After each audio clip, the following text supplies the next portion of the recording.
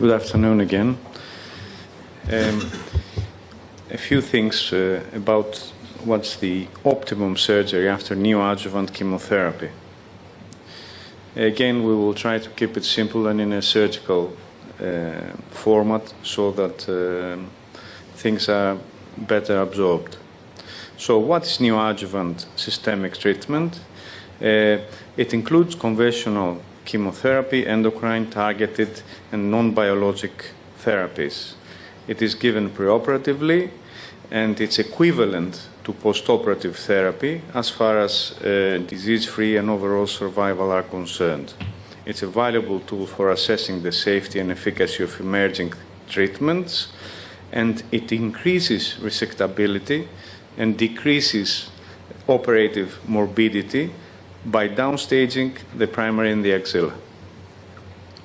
The goals are the resectability of tumors that could not be resected prior to it, so advanced cancer, inflammatory breast cancer, breast conservation in patients otherwise requiring a mastectomy, improved cosmesis in patients undergoing conservation surgery, and the diminishment of axillary surgery and morbidity in patients with regional disease. It can be offered basically to every patient that can have adjuvant therapy. Complete response following neoadjuvant systemic therapy means complete clinical and radiological disappearance of the tumor, and it has been rising in percentage as far as medical treatments are improving, especially with the introduction of a double targeted therapy for HER2-positive patients. The percentage of complete response is up to 90%. And it has led to the fast-track FDA approval of Perjeta treatment, and it's a trend which has good results, is increasing, giving neoadjuvant systemic treatment, but also it raises some questions about the role of surgery in this scenario. We have some guidelines that haven't really changed since 2019, probably because of the pandemic. A lot of research is picking up now, so the surgical guidelines haven't really changed, and an operation should begin with the preoperative assessment, and the preoperative assessment needs to follow the NST investigation. So local staging, good local staging, and the magnetic resonance mammography is essential to that. A tissue biopsy, obviously, from the primary, other foci, in case of multifocal or multicentric disease, placement of a marker in the primary and other foci, and suspicious axillary lymph nodes, together with a biopsy. So that can be traced after the completion of neoadjuvant treatment, even in patients that will have complete response. We need good histology, immunohistochemistry, and the evaluation of Ki-67. Also, staging, and we don't need to do a CT scan on everybody. Patients with either palpable disease in the regional nodes or metastasis, placement of total implantable venous access device for administration of chemotherapy, assessment by a clinical psychologist and support if necessary, and a good history to exclude hereditary cancer syndromes, consultation with a plastic surgeon if there is a question about reconstruction afterwards, and discussion in the multidisciplinary team for better planning. And as far as conservation surgery following neoadjuvant treatment is concerned, it has been proven that it is a good thing to do.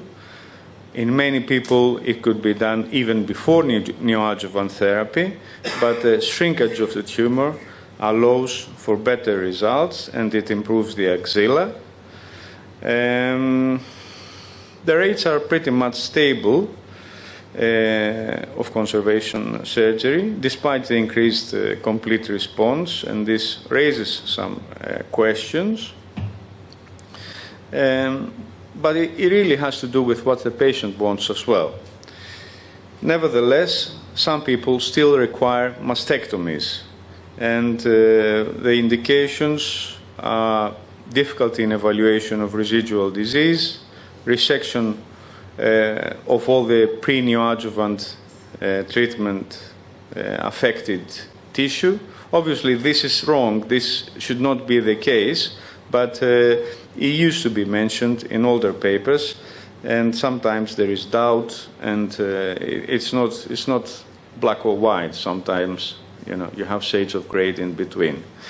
Residual microcalcifications is such an area where sometimes are caused by cancer that has been left there, but other times you resect it, and the pathology report comes back as clean from malignant disease. DCIS, extensive DCIS, is an indication for mastectomy. How do we select the patients for BC breast conservation? Obviously, the characteristics of the primary and the high grade, negative estrogen receptors, positive HER2 receptors, or the triple negative subtype respond well to neoadjuvant treatment. In fact, the more aggressive biologically a tumor is, a cancer is, the better that the response will be, and this is really a good thing about neoadjuvant therapy. There is no real difference between complete response after neoadjuvant for lobular and ductal carcinomas. There is a difference in numbers, but if you adjust people, it's the same percentage, okay?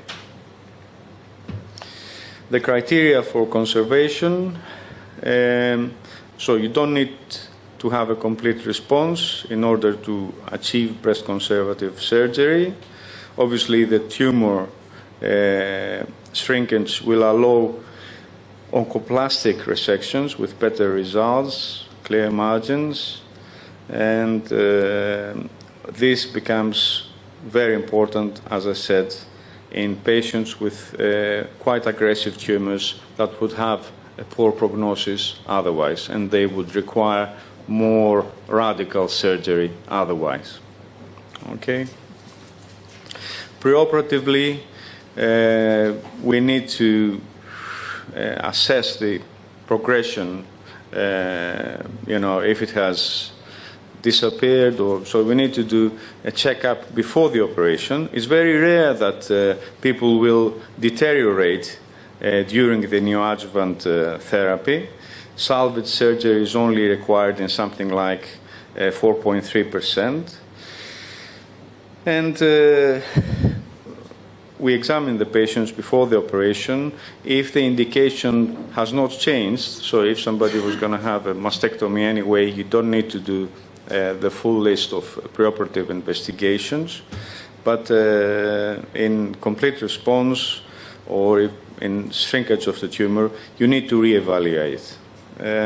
What's the best timing? It's 3 to 6 weeks after the completion of neoadjuvant.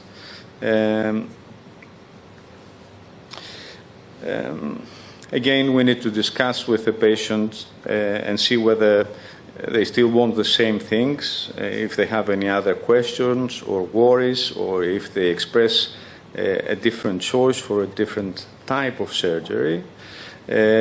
We need to think about the possibility of having to have radiotherapy, because we need to be careful as far as radiotherapy and reconstruction of the breast is concerned, so that needs to go into planning. And if there is complete response, we still need up to date to histologically confirm that all the tissue is clear of cancer. And to do this, we do a biopsy in the area around the marker that was inserted before the beginning of the neoadjuvant therapy. Obviously, this is a point of debate, and this is a point of ongoing research. If you're going to do a mastectomy, the same apply as to the standard, the conventional mastectomy. Skin and nipple preservation is possible. You need to have clear margins, and again, describing things to the pathologist, orientation of the specimen is very important. There's an interesting observation here that we have an increase in mastectomies despite the good results of the neoadjuvant treatment, and especially bilateral prophylactic mastectomies. So you do a mastectomy in the affected side, and then many ladies will opt for a prophylactic mastectomy on the contralateral breast, and without really having an increased risk of getting cancer to this breast. And this has gone up to the stage where the various societies in the States have started, publicly issuing guidelines to not do it, to not overdo it. It probably has to do with communication between patients and doctors, and it probably has to do with a false appreciation from the patients that if you remove everything, then you're fine, and nowadays you can do plastic surgery and, everything is going to be better than normal. It's not exactly like that. So breast reconstruction and bilateral mastectomy is something that is obviously a very big undertaking, and it needs to be planned well and under the correct indications. So we've done the preoperative magnetic resonance mammography to evaluate residual locoregional disease, as well as the other radiological and clinical examinations. And there is a discussion as to which is more sensitive to what. I'm referring to some guidelines by the American College of Radiologists that showed that the best both pre-neoadjuvant and post-neoadjuvant evaluation can be achieved with a magnetic resonance mammogram, whereas as far as the axilla is concerned, ultrasound is the most sensitive examination, both pre-neoadjuvant and after neoadjuvant. The surgical technique is to be guided, if you have non-palpable disease, by radiology in order to excise all the areas that are possibly still infiltrated by cancer, and there are various ways to do this. You can either use the traditional guide wire technique, or you can use intraoperative ultrasound or various other tracers and markers that are available. In this country, we use Copans and we use intraoperative, and not so much the markers that they use in other countries. But it is a developing field, and you have magnetic seeds and you have radio frequency seeds and all different things nowadays. Again, the specimen needs to be X-rayed to make sure that all the radiologically evident disease has been removed. The specimen needs to be marked, and as I said earlier, you don't need to excise all the originally affected tissue if you don't have any evidence, clinical or radiological, that there's still cancer over there. So really, sometimes, you know, you find things intraoperatively that you didn't see in the preoperative radiology. This is not a very common incidence, but in these cases you can do a frozen section or something similar just to examine a specific point. Otherwise, there is no use of using frozen section just to prove that you have clear margins, because you cannot check the whole specimen with frozen section, and for various other reasons. We mark the cavity with clips to facilitate postoperative radiotherapy. We can take cavity biopsies as well, cavity shavings, as they're called. The pathologist needs to have a very good referral note explaining exactly, you know, what the treatment was, what the radiological findings are, and what the surgical findings are. And with an appropriately marked specimen, they will be able to give you information about the important things, such as residual tumor or necrosis or other changes resulting from therapy. If you have positive margins, the same rules apply as to conventional surgery. You re-resect them with a no tumor on ink guideline.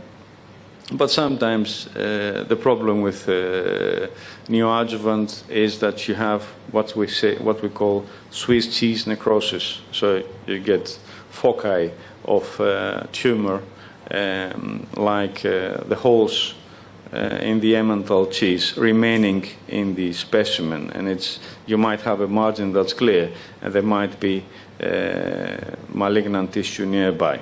So we need to know that.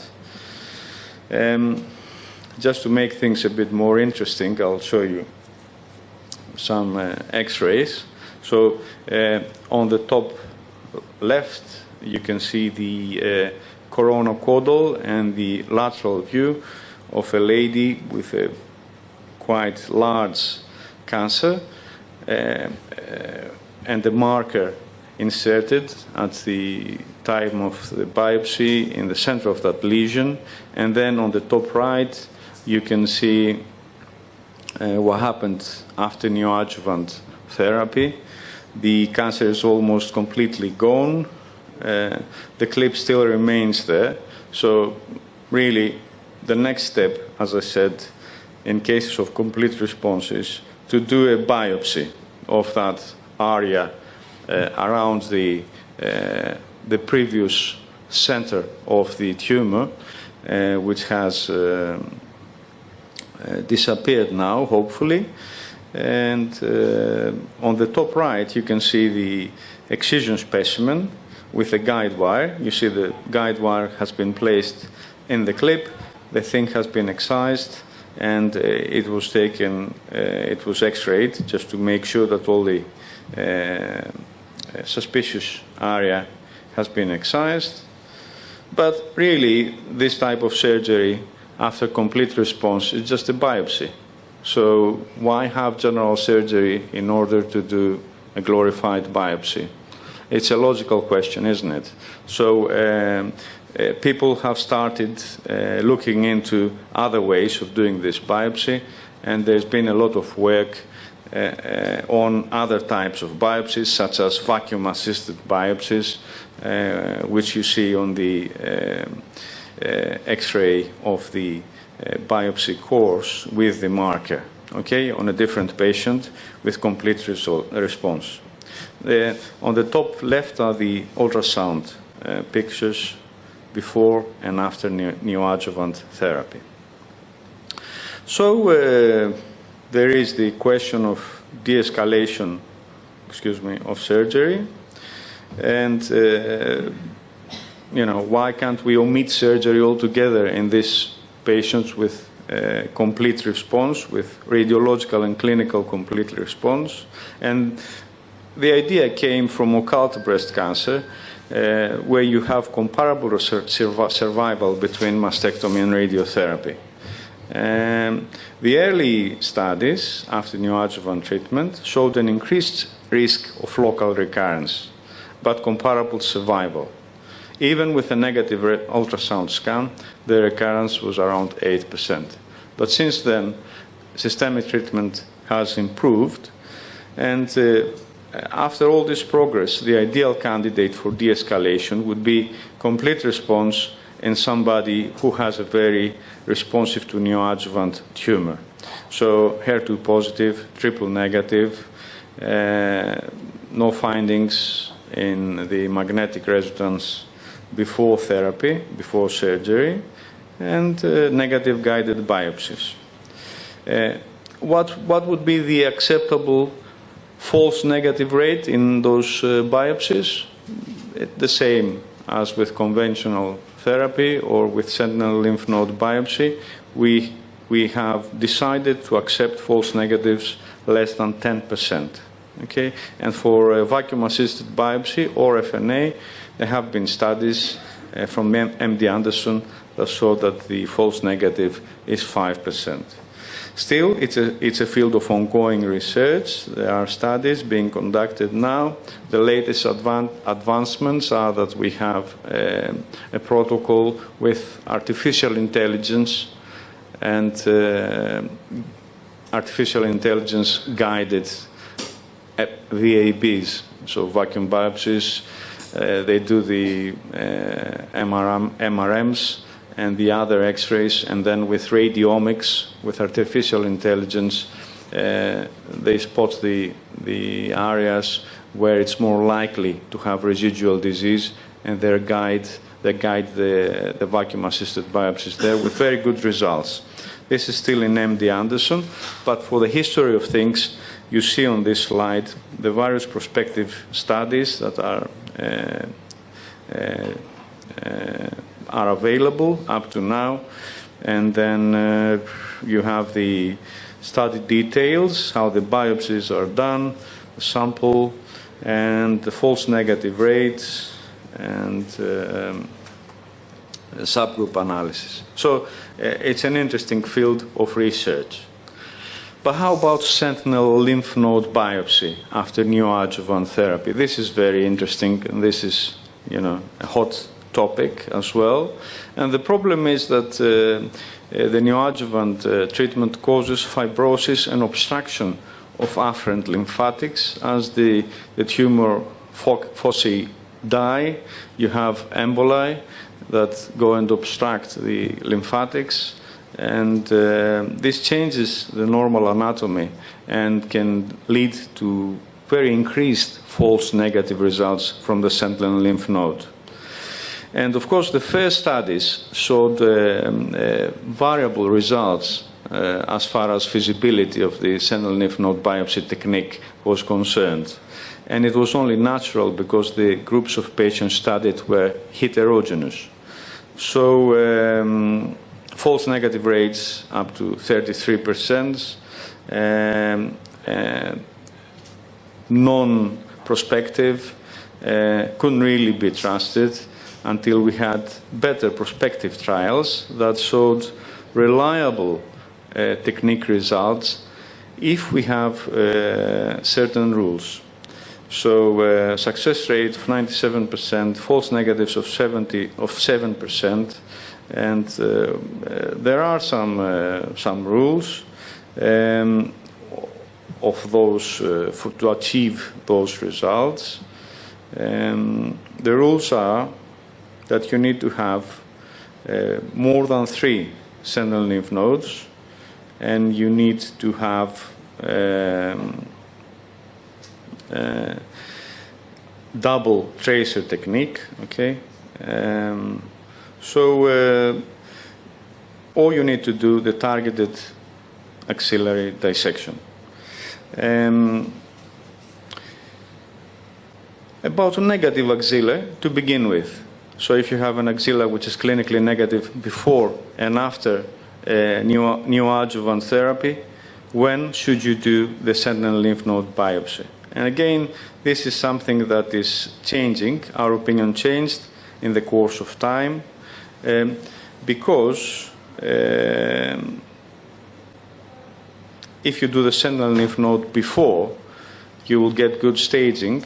You would probably avoid therapy in negative people, whereas you will get an indication in positive people. But on the other hand, you will have 2 operations, and if you get positive nodes in the first operation, then you will have to treat those patients after neoadjuvant as if they had positive disease. The problem is that if you do it twice, the second time is not sensitive enough because of the derangement of the anatomy and the effects of neoadjuvant treatment. So, can we achieve de-escalation in we have a negative axilla before and after? The residual axillary disease in complete response of the breast is around 2% for HER2 positive and triple negative cancers, and the axillary complete response is 98.4. So everybody, almost everybody that has complete response in the primary site also has complete response in the lymph nodes. The positive node rate is 1.6%. That was the original, the early data from retrospective studies, and it is a question that is being asked now through the UBreast 01 trial. I understand this is a scientific committee which is being organized from Milan and Germany. So multinational trial, but mainly Italy and Germany. Things get a bit more complicated when you have a negative axilla from previously positive.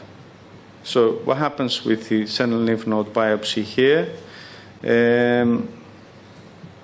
Evaluation of the sentinel lymph node in negative from positive axilla is possible, and this has been proven. And we have to make sure that there are no metastatic cells, not a single metastatic cell here, so even isolated cells could count as foci for subsequent metastasis. So really, we need to be very careful about that, and we cannot count micrometastasis as non-clinically significant in this scenario. So this is where the targeted dissection and the 3 nodes and the double technique come into play. And if you follow those, and if you follow the targeted dissection concept, which is not really a dissection, it's just an excision of the clipped node. I think to understand it, you have to consider how it evolved. You know, once the big difficulties in evaluating the sentinel lymph node post neoadjuvant therapy were starting to be analyzed, people tried to find ways to make this technique better. So one of the ways was to tag or to mark the pathological lymph node that was identified before therapy, and then remove it when they removed the sentinel node after therapy. Okay? So it's not the dissection like the axillary lymph node dissection. It's a sampling of the clipped node. And if you've ever seen a specimen after neoadjuvant therapy, it's not like the normal specimen you get in conventional surgery. The lymph nodes are tiny. Sometimes, you know, they're very small, and you know, if you take a little piece of tissue, you might have 3 or 4 lymph nodes there. Okay. Just again to make it a bit more visual, you have the lymph node, which is clearly pathological with a thick cortex, and they've done a biopsy and they've left a marker. This is the post-neoadjuvant effect. You can see the marker in the axilla, and they've put a seed, which is traceable with an ultrasound as well, intraoperatively. So together with doing the normal sentinel lymph nodes, the surgeon can also excise the clipped node, and then we have very good sensitivity. So in those patients that have even a single cell in their axilla, after neoadjuvant therapy, we have to do axillary lymph node dissection.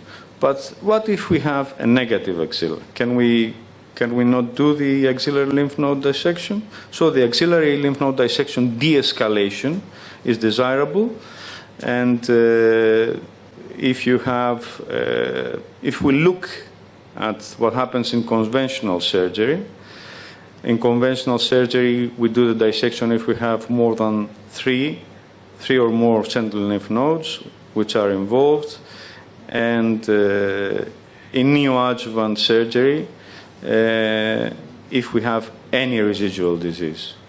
But we know that there is 25% residual disease in clinically negative axilla after neoadjuvant surgery. So 6% of those patients will have more than 3 nodes. Again, if we look at breast conservation and postoperative therapy, the percentage of lymph node dissections necessary are about 13%, regardless of the other prognostic factors. So in complete response after neoadjuvant therapy,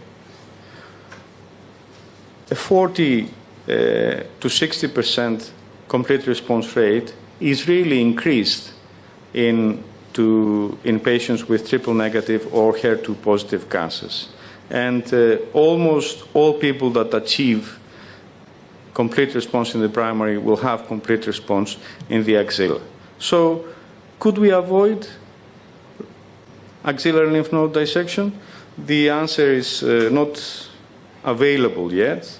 There is research trying to answer this question. And for the time being,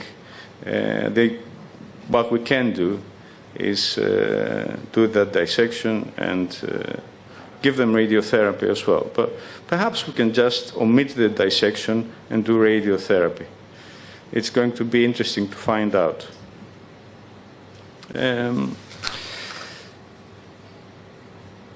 If you have minimal disease, the relapse is expected to be minimal.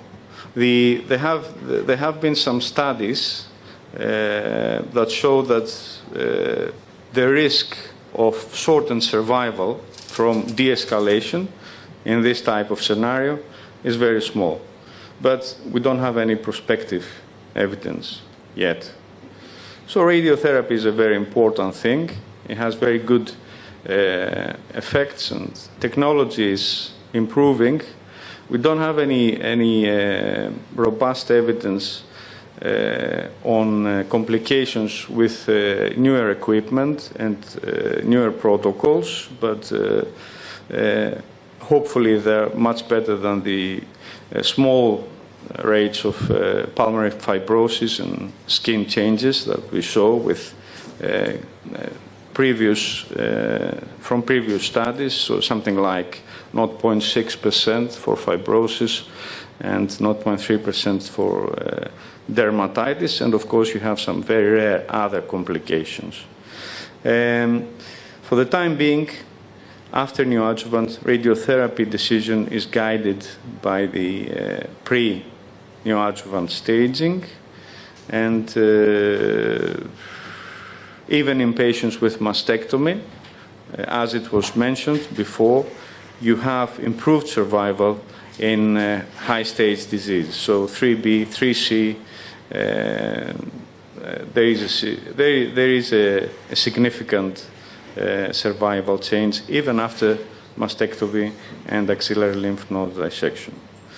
If you have axillary residual disease, this is obviously a predictor of roco-regional relapse, and if you control that with radiotherapy, then it's bound to make things better. There are some studies that are being undertaken. Unfortunately, we don't have any published results from NSA-BP, B51 yet, and